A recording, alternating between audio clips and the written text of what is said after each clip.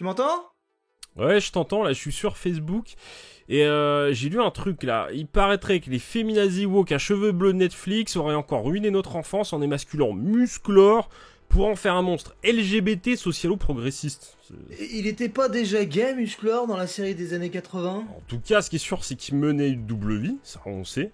Bah, il porte un slip en fourrure, hein. Ouais, et son meilleur ami s'appelle comment? Il s'appelle Fisto.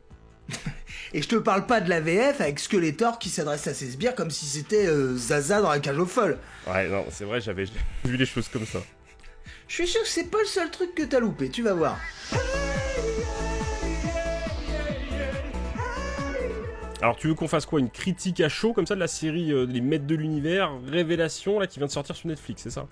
Bah écoute, une nouvelle série Musclor, 40 ans après le lancement de la gamme de jouets de Mattel, le tout dirigé par Kevin Smith, on pouvait pas vraiment passer à côté. Et vu qu'on est des mecs sympas, ça c'est sûr, bah ce que je propose c'est qu'on commence par une petite partie avis sans spoil et une deuxième partie où là on se fait plaisir, on spoil comme des gros bourrins. Soyons clairs, contrairement à ce qui avait été annoncé, Les Maîtres de l'Univers Révélation n'est pas la suite de la série originale lancée en 1983 par la société de production Filmation. Kevin Smith répondant à une commande du fabricant de jouets Mattel, ils n'ont pas vraiment pu utiliser les designs du premier dessin animé signé par le regretté Lou Scheimer. Adieu donc les tronches de cartoon et le côté ultra décalé du dessin animé de Filmation avec la petite morale à la fin de chaque épisode. Révélation est une série qui se veut sérieuse dans son traitement, tout en utilisant le bestiaire et les armes fantasques de la gamme de jouets. Alors, ont-ils réussi à rendre crédible un univers pour enfants, conçu au culot par une bande de marketeux pas très regardants il y a presque un demi-siècle ? De ce côté-là, le contrat il est plutôt bien rempli. On aurait pu craindre que les références constantes aux jouets de Mattel, ça rende un peu les habitants d'Eternia ridicules avec leur couleurs ultra flashy et puis surtout des véhicules qui sont méga kitsch. Mention pour le Bachasaurus et le Roton qui sont aussi cool que stratégiquement totalement inutiles. Mais en fait, au final, on a quand même envie d'y croire parce que le nouveau character design, moi je le trouve réussi. Je trouve qu'il est pas mal, même si les personnages, ils ont quand même, faut le dire, une toute petite tête sur un corps gigantesque. On va pas reprocher à Musclor d'être trop musclé.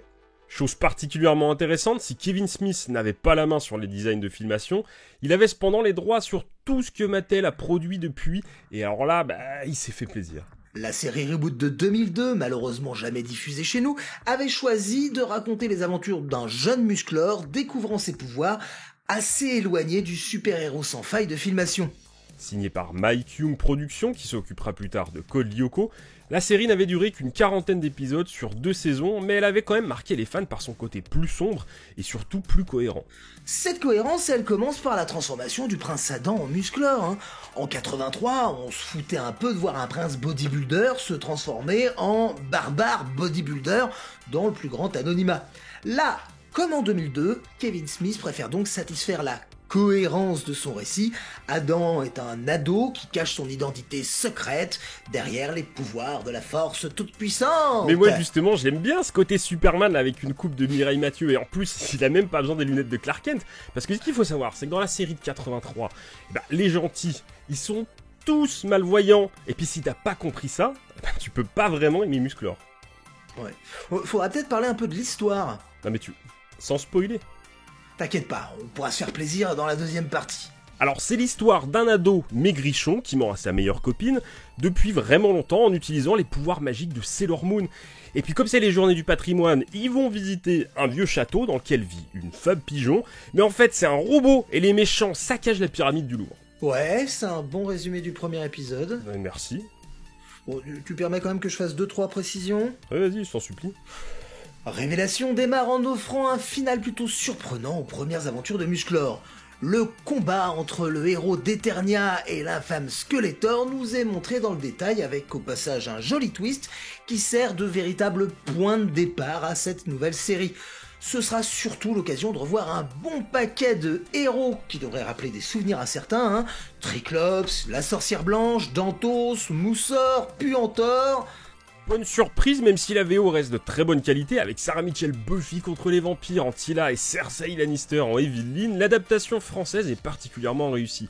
Alors moi j'avais peur quand même que les noms français soient remplacés par leur version américaine, mais non, on a eu droit à Musclor et pas He-Man, et on a aussi Fakor et pas Faker. Bon, les plus chagrins auraient probablement préféré les voix du cast original, mais Philippe Auguste et Jacques Ferrière, les voix de Musclor et de Skeletor dans la version 83, nous ont malheureusement quittés il y a quelques années. L'animation pêche à certains moments en utilisant de la 3D qui ne s'intègre pas toujours très bien dans l'action. Et c'est le cas des scènes de bataille avec la piétaille qui dure rarement plus longtemps qu'un coup de rayon laser comme ça, dans le... Mention tout de même pour les combats entre héros qui sont vraiment classe et qui n'hésitent pas à aller voir du côté de l'animation japonaise. Il y a même une petite référence à Naruto. Ouais, c'est vrai. Et des combats qui sont rythmés par une musique qui est vraiment efficace. Musique quand même qui fait penser au film Avenger. Hein, on a les cuivres qui rappellent un petit peu cette sonorité. La BO, elle est signée par Bear McCreary, le compositeur entre autres de Battlestar Galactica ou même de Walking Dead. Le gros bémol, c'est quand même qu'on aurait adoré avoir un rappel du thème original. On imagine que c'est encore une fois pour une histoire de droit liée à la série de filmation, mais c'est dommage. Et du coup, toi alors, qu'est-ce que t'en penses? T'as aimé ou t'as pas aimé Musclor? On va d'abord passer à la partie spoiler, et si vous voulez éviter les spoilers, rejoignez directement le timer qui s'affiche ici. Tu parles à qui là? Tu veux dire qu'on est filmé là? Non. Révélation réussie en 5 épisodes à clôturer la trame narrative que Musclor traînait depuis ses débuts. Et à nous offrir une quête au travers de la licence dans un monde sans Musclor, mais sans Skeletor. Et cette absence, elle se fait pour le meilleur, puisque cela permet de donner une nouvelle consistance à ceux qui n'étaient jusque-là que des sidekicks, comme Orko.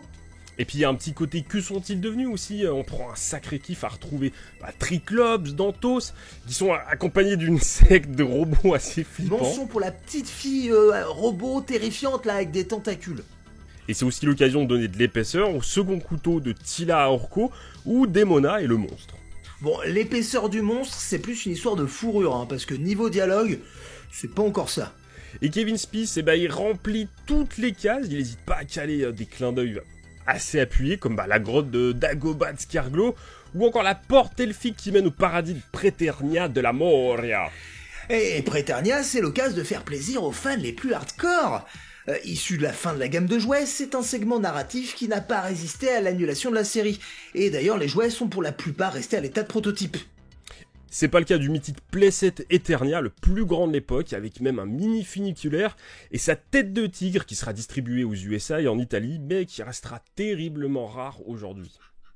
Et c'est à Preternia que Kevin Smith s'amuse à placer le plus de fanservice destiné à nous, les collectionneurs. La bande entourant Hiro au paradis des braves, elle ne parlera pas à tout le monde, ce sont des références à la collection Motu Classics, vendue par Mattel, dans les années 2010 via son site Matty Collector.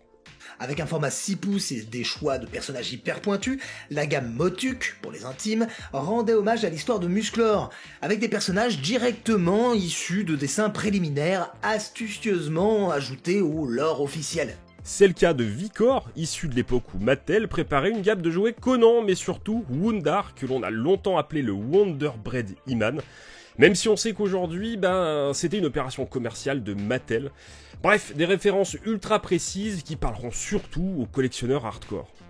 La seule vraie différence, c'est le King Grayskull, qui a donné son nom au fameux château. Dans la série 2002, on le voyait sous la forme d'un barbare proto-historique avec les cheveux blonds. Là, l'idée a été gardée, mais cette fois-ci, il est noir. Et la plupart des critiques du dimanche, ils connaissent pas assez bien la série pour se rendre compte que c'est des petits détails qui ont pourtant plein de sens.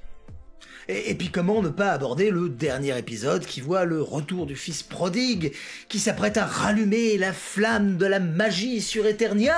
Et qui se fait poignarder comme une merde dans le dos comme un Henri IV d'Heroic Fantasy quand même.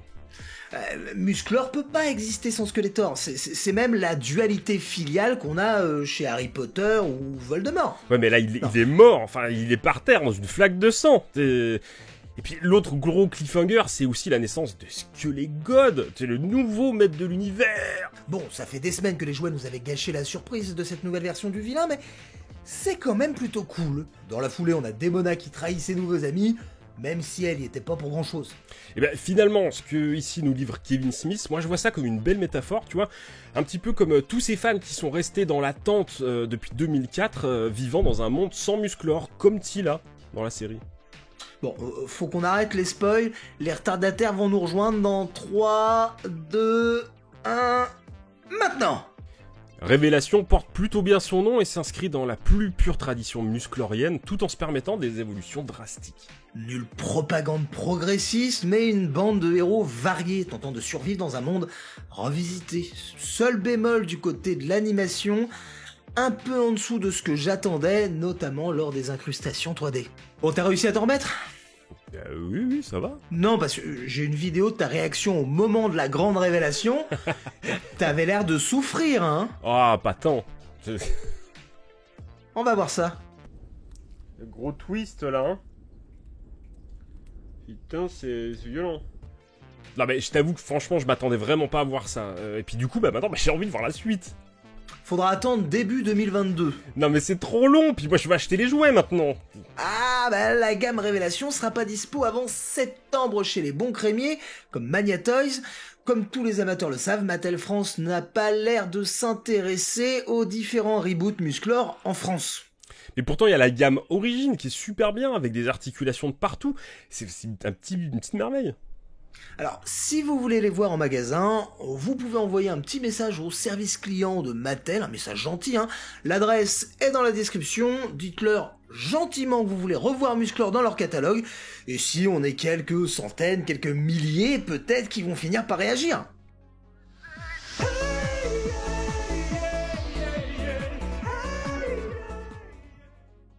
Bon bah du coup c'est quoi? C'est la propagande SSJW qui émascule nos héros pour mieux imposer leur dictat progressiste et puis nous forcer à relever la lunette des toilettes quand on va pisser, c'est ça? Je vois pas trop où tu veux en venir.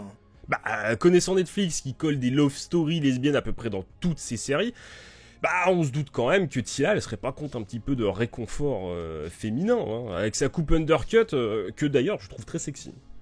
Ouais. À aucun moment la sexualité de Tila n'est abordée dans la série.